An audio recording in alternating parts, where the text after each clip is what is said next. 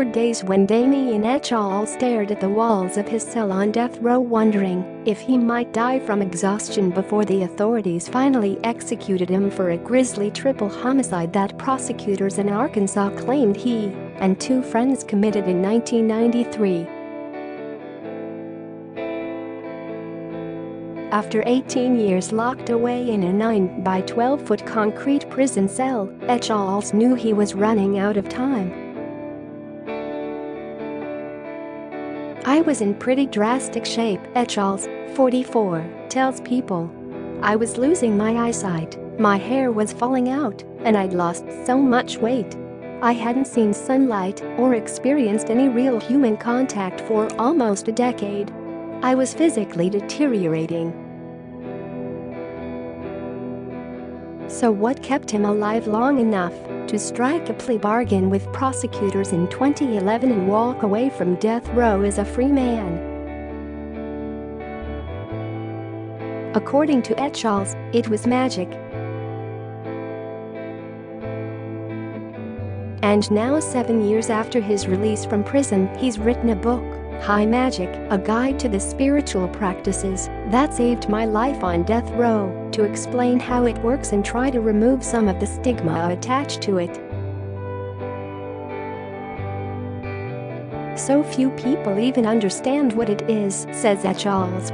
"I spent 20 years of my life in prison fighting to stay alive, in part because people didn't understand what magic was. People think it's synonymous with Satanism.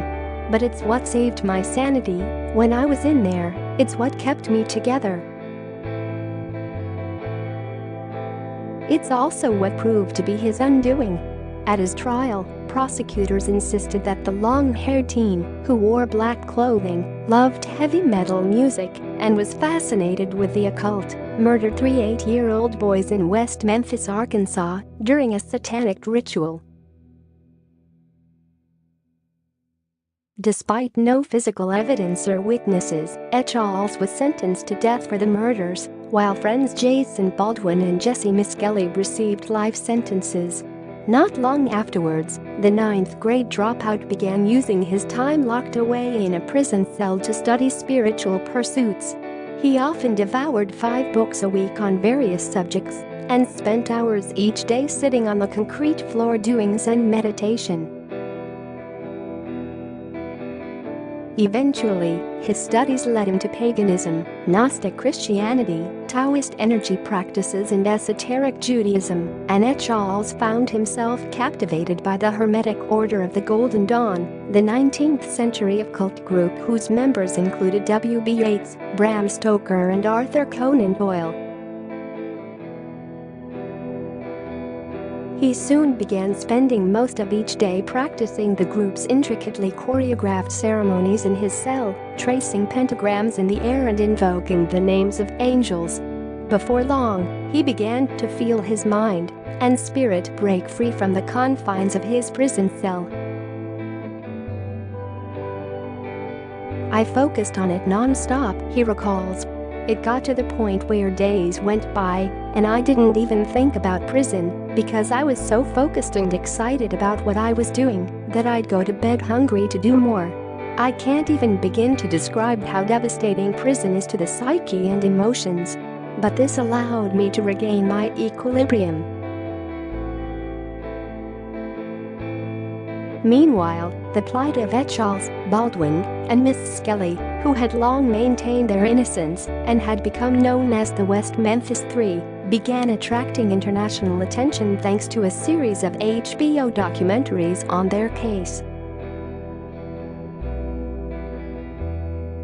Together with his wife, Lori Davis, and a handful of celebrity supporters that included Johnny Depp, Natalie Maines, director Peter Jackson, Eddie Vedder and Henry Rollins, they began putting pressure on the authorities to either overturn their convictions or grant them a new trial.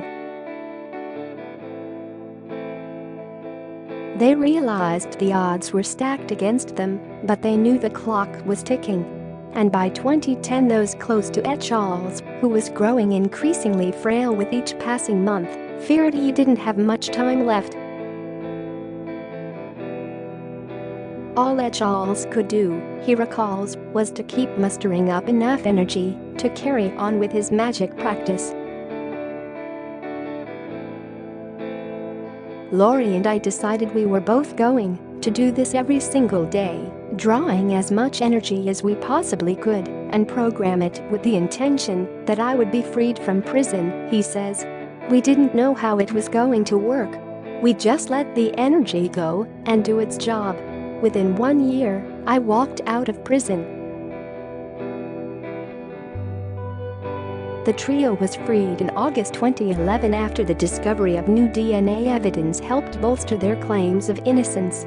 Authorities in Arkansas offered the group a surprise, rarely used plea deal that allowed them to maintain their innocence while also acknowledging that prosecutors had evidence to convict them. After his release, Echols spent years avoiding talking about the spiritual practice that he now admits helped save his life. I was really gun-shy. Whenever I'd talk about it, I'd always look over my shoulder to check and see if anyone could hear me, recalls Echols, who now travels the country teaching magic workshops and is busy working on a follow-up book on the subject. But I eventually realized I had to get over that hurdle, because if you give up the things you love out of fear, then you're not really alive.